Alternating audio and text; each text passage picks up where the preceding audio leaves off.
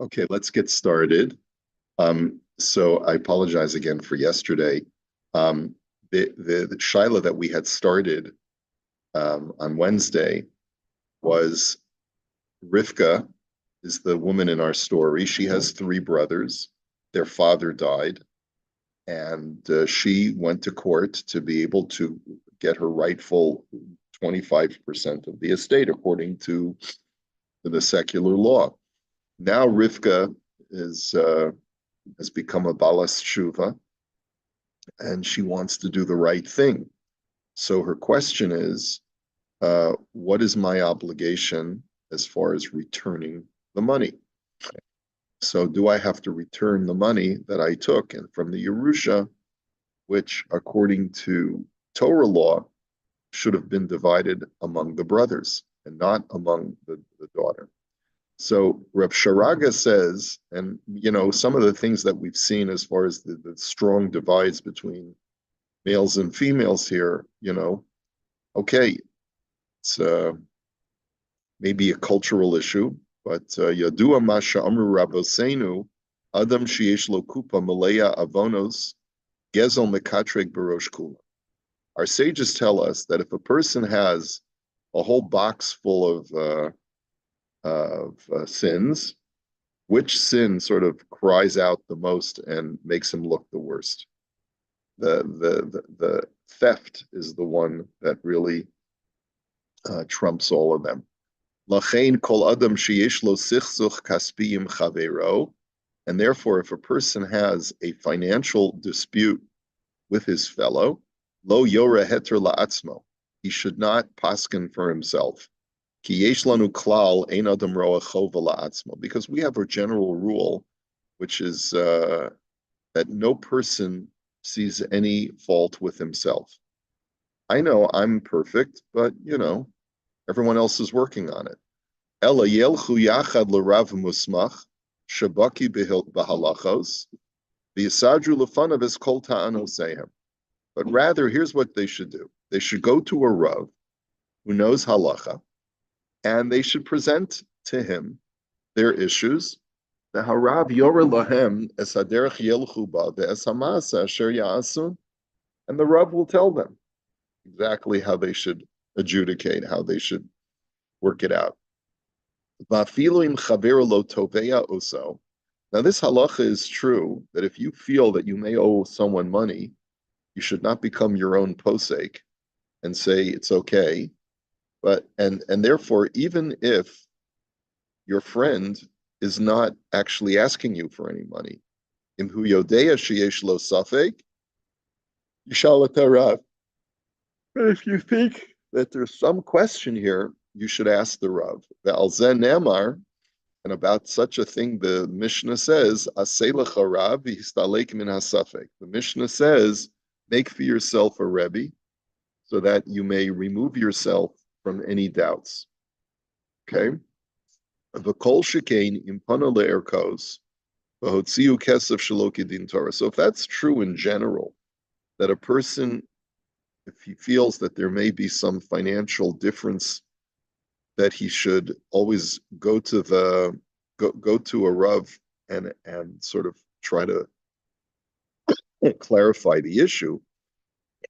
In a situation like ours, where this lady went ahead to the secular court and knows that according to the Torah she's not entitled to a chelak in the Yerusha, כגון במקרה הזה שעל פי דין תורה הבס אינו יורשת בזמן שיש בן, because according to Torah law, a daughter does not inherit when there are sons. V'lakcha kesef shelo kedin Torah, and she extracted money from the estate. Shechayevet lahachzir et hakesef shelakcha shelo b'haskamas ha'achim. She would have to return the money unless the brothers said, we forgive the money.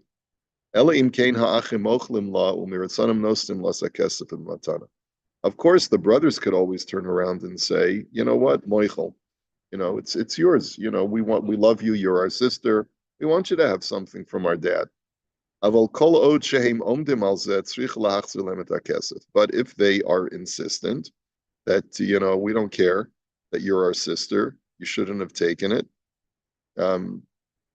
she has to give back the money. And we know that our sages tell us that the generation of the flood did not have their fate sealed uh, except because of theft, except because of thievery. Um, okay, all right. So, there could be an issue. Again, all of these things are when there's no will, which is um, the responsible thing for every parent to do is to make a will at some point. Yeah, that's right. Yeah.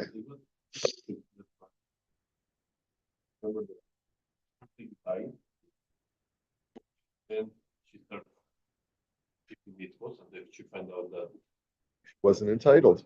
So it's retroactive. It works like that. Well, every time we deal with theft, retroactive. I stole $100,000 from you, Mordechai, but it happened 10 years ago. So you're going to tell me retroactive? I have to give it back? Yeah, yeah. That's what theft is. The four of them, the three brothers and her, they were agreed to divide it. We don't know that they were agreed. She went to court to be able to take the money, which is she's entitled to. For all we know, the brothers, we don't know the circumstances. The brothers may have gone along with it because they were secular just like she was. They didn't realize. And then all of a sudden she becomes from, and she goes to shul and she reads the Parshat HaShavua and Parshas Pinchas. She realizes it's a visit to shul. Yeah, she realizes she's not entitled to the money, and she goes to her brothers and she says, "I think I took your money." And the brother says, "Mato merit, like, what are you talking about?" She says, "Yeah, it's right here with the Benos Tzalavchad, And they said, "Well, let's think about this. So if they're nice brothers and they love their sister, they'll say, you know what? We spoke among ourselves. We want you to keep the money." But yeah, it's a matana. If I steal from you and you say, "All right, Rabbi, it's only $100,000. Go ahead, you can keep it." So then I don't have to give it back to you. But if not, not. Right? Okay. Yeah. Oh, yeah. Okay. I was just wondering, though, and I think we learned this before, about the brother's obligations to look after the sister in the context of them getting all the money. So does that kick in as well? Is there something about that? That they're now responsible for taking care of her? What if she's married? Okay, I don't know the situation. Yeah. I'm just saying there's another piece to this. Yeah. I mean, there's no halachic obligation for the brothers to take care of a sister unless she's a katana. There is a halacha that the children of an estate who cannot provide for themselves are allowed to live off of the estate, and that applies both to the boys and the girls, if I'm not mistaken. Yeah. Okay. I thought that was the underlying reason why the Torah gave to the boys. The girls states to look after this. No. So No. we don't know the reason why. No, we do. We do know the reason why. The Torah is working in a male-dominated society where the man is the one has all financial responsibility. That was the way of the world in the ancient world. Man has the financial responsibility. The woman is a dependent, just like children. The woman was viewed as a complete financial dependent, and therefore, for her to have her own finances was an exceptional situation. And therefore, the Torah says that there's no reason for her to get the estate. She'll become a dependent upon her husband. Yeah, for sure. Din bechor liyerusha kishenolad benituach kesari. Okay, firstborn rights in inheritance. We know, what does a firstborn get? Firstborn gets a double portion, right? So what if he's born C-section? Does he still get his double portion?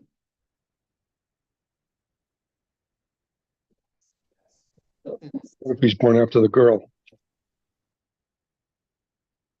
Well, we know that he doesn't get a pidyon haben. Because what does the Torah say about getting a pidyon haben? You're a peter. We just read about it last week. Peter rechem. I think we read about it, if I'm not mistaken. The chol peter rechem. Anything that is the first issue of the womb. Yeah. So this kid who was born cesarean was not the first issue of the womb because he didn't pass through the birth canal. Right. So he came out of the stomach. So what about his firstborn rights? Okay, let's see. Sarah You still Nifta, get C-section? Oh, no. No. Okay, so that's not it. Yeah. What, Rabbi? Yes. What if the girl was first? Well, then he's certainly not a Bechor. So he doesn't get double? No, he's not a Bechor. Yeah. Okay. But we're dealing with a firstborn son who's born by C-section. Is he entitled to a double portion in And the the second one, right?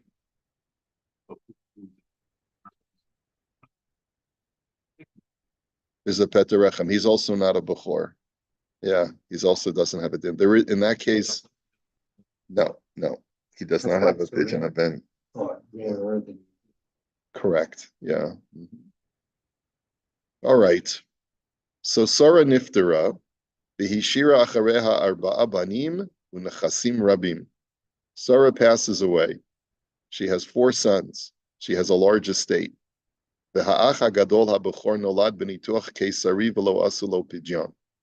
The eldest brother was born C-section. He did not need a pidyon haben. Ha'im magia lo pishnai me'ha'yerusha kedin bechor, o shecholkim et ha'yerusha b'shaveh. Does he get a double portion?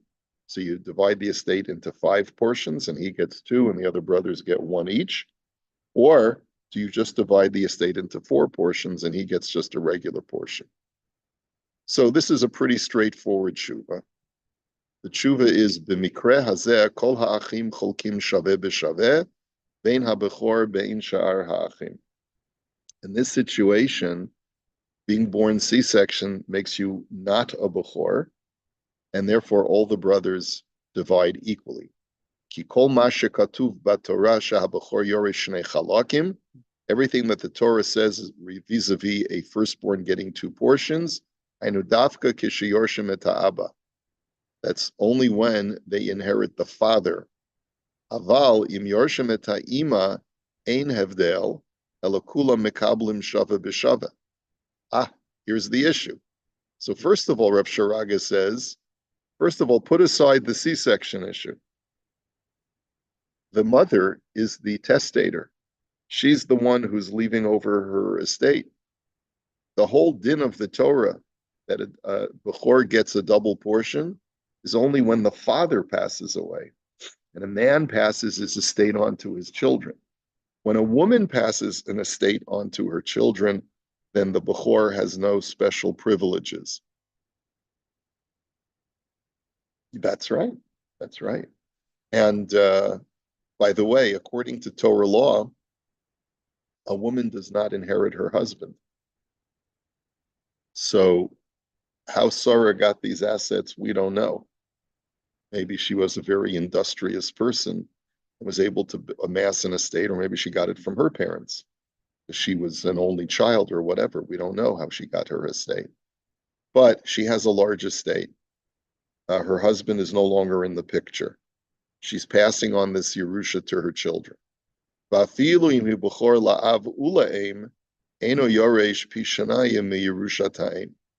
therefore, even if he's a firstborn from both parents, both mother and father, this is their first child, he does not get a double portion from his mother's estate.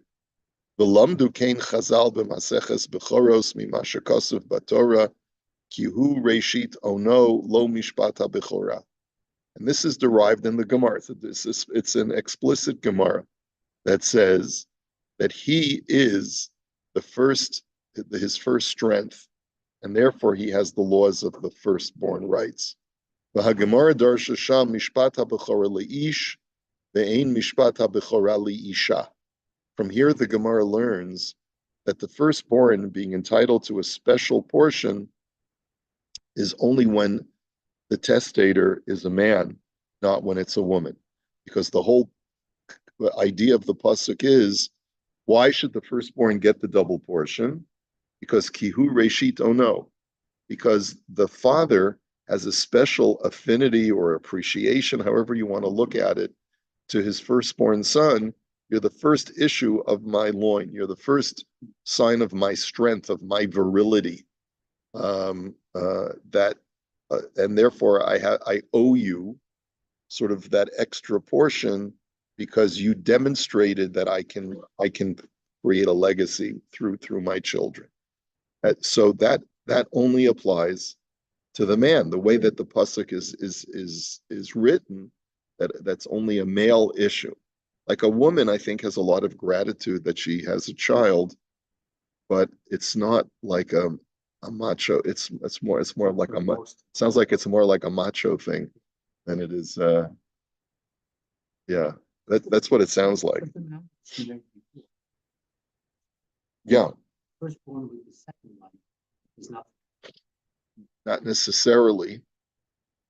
If it's a firstborn from, so right, it turns out that the father maybe had a firstborn girl, and then then got divorced, married another wife, and had a boy.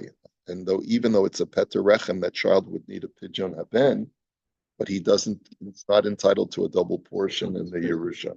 That's right. I'm sorry? Maybe Kohanim, the firstborn male, does not get double portion. No. Yes, a Kohen and a Levi son does get a double portion. He doesn't get a pidyon haben.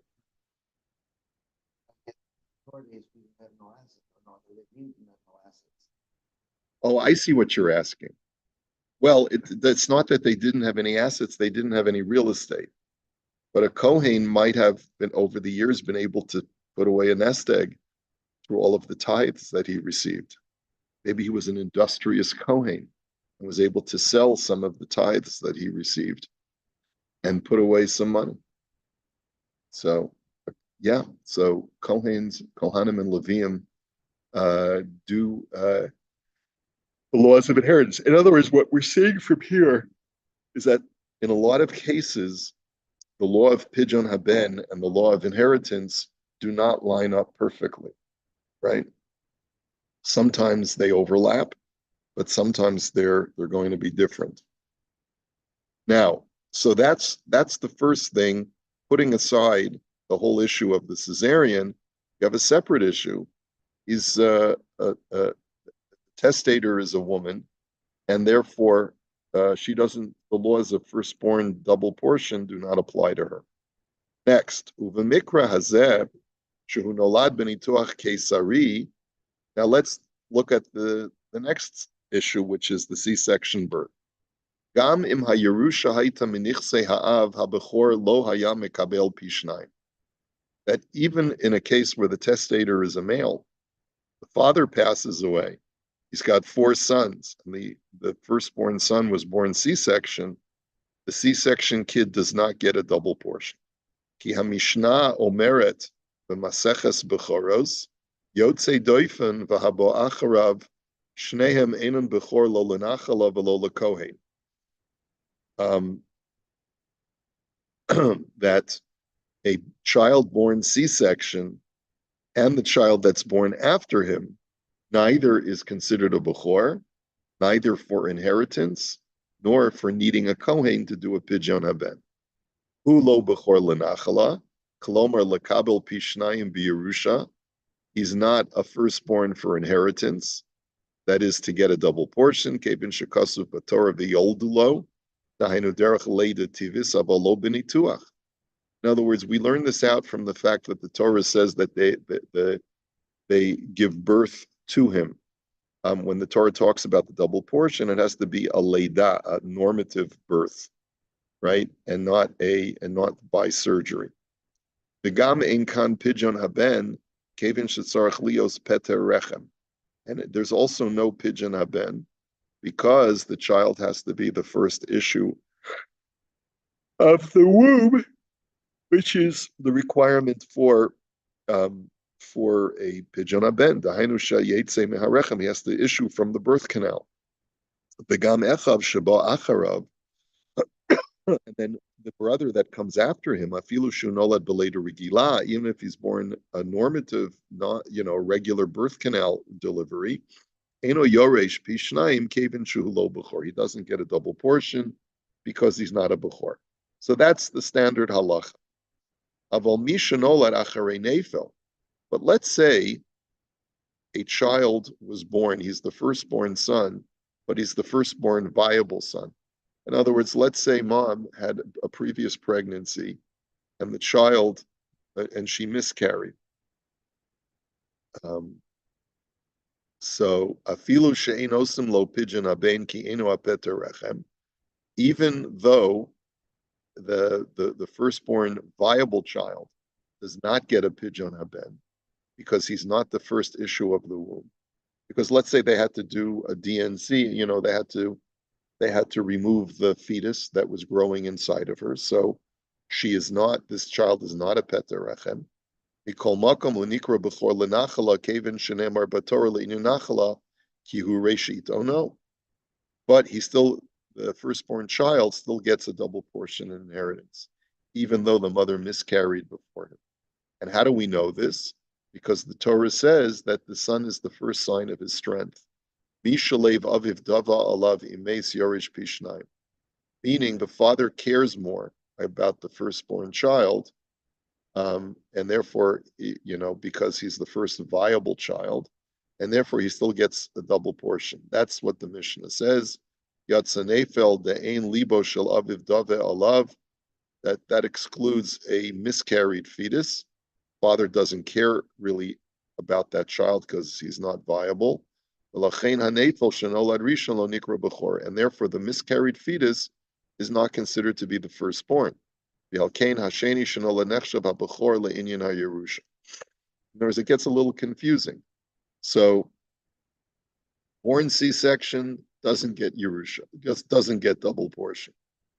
Born after a miscarriage does get a double portion. That's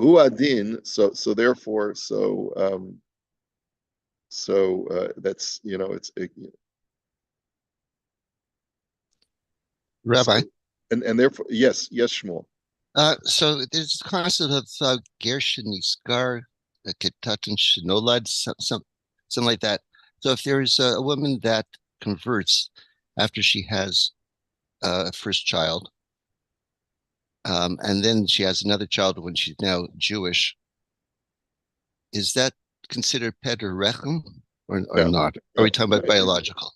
Yeah, talking about biological. It's an interesting question, right? Because you could say that she's like a new person, and so this is her first issue of her new loins, or her new body. But no, we don't paskin that way. So the Makor Baruch just brings from the Sma the afilu im nolan hanefel kulo. Let's say even if the woman goes through a full delivery, but the child is a stillborn, haba acharav b'chor lenachala. The next child that they have, assuming he's a male, still considered to be the firstborn and will get a double portion. But here there's a bit of a machlokes. But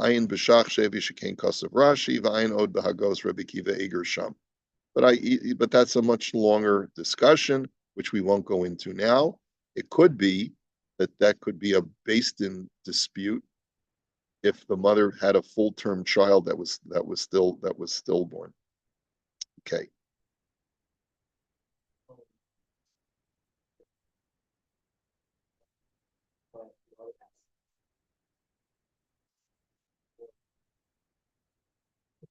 Mm-hmm.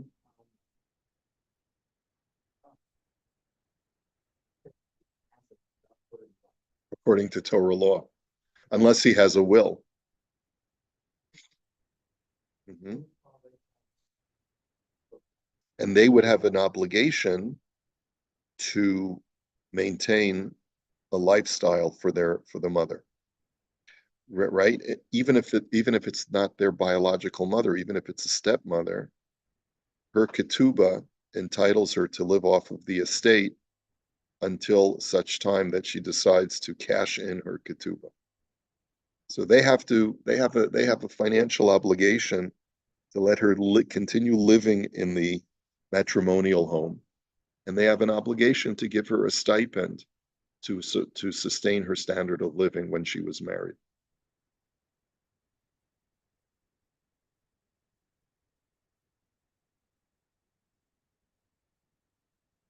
Right.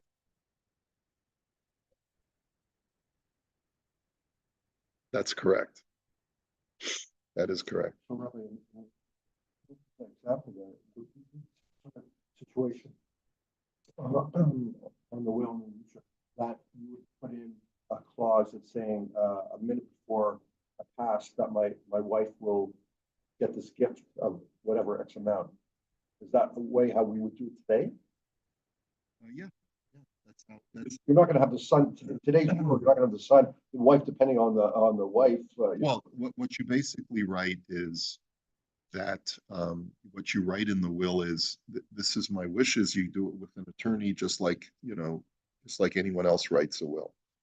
Add then the paragraph. This is what we learned together. You add in that one paragraph at the end saying that notwithstanding the fact that this is contrary to Torah law, I hereby command my Torah law heirs that they should abide by the terms of the will, and if they refuse, then I hereby declare in this paragraph that a moment before my death, I hereby gift $100 million or whatever the figure is, something larger than the value of the estate, to such and such a person. It could be a daughter, it could be a wife, it doesn't matter who it is. Right? So then, once they have that, so then the sons have every incentive to abide by the terms of the will. Okay?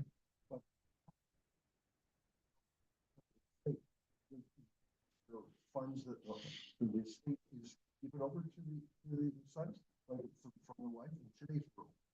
Like, so in other words, In today's world, the law is the secular law is the wife inherits everything. Correct me if I'm wrong, Marvin. Yeah, the wife gets everything, the kids get nothing. What, when there's no will or there's, When let's say there's no will, okay, so no will and there's a wife and a couple of kids, the wife gets the first $350,000. And then if there's, let's say, one kid, then she splits the residue with the kid. If there's two kids, then she gets a third on top of the 350 and the kids split. really? Yeah.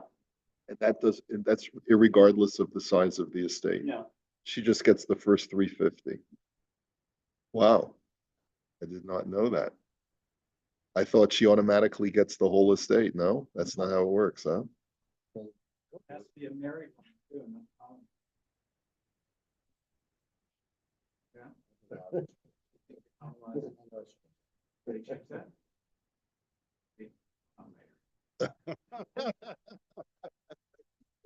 Uh-oh. Okay.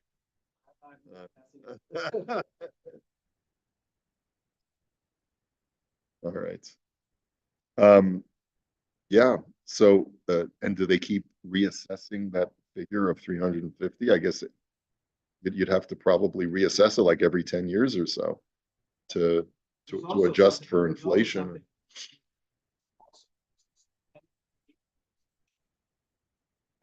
Format says that if there's a dependent, even an adult, a dependent person, say the daughter, or something like that, she has special needs or whatever, or right before death, say the father without a will died and was supporting her, she can apply within 6 months to, and the parent can apply also if a kid dies and and the parent doesn't have money, they're dependent right before death.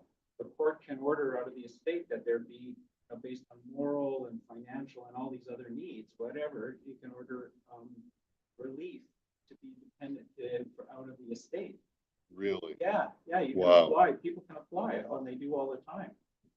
Yeah, and you can get a bucket load of money if you're a proper dependent, widely defined. Brothers, sisters, children, adults, parents can all apply to court and say, I'm in intestacy. I am a dependent, or I was treated like a dependent before the person died. And if you can prove your case, the court can order monies out of the estate for dependent relief. Nice, nice. Interesting. Okay, let's hold it here. Have a great Shabbos, everyone. We'll continue this tshuva, Mirz Hashem, on Monday.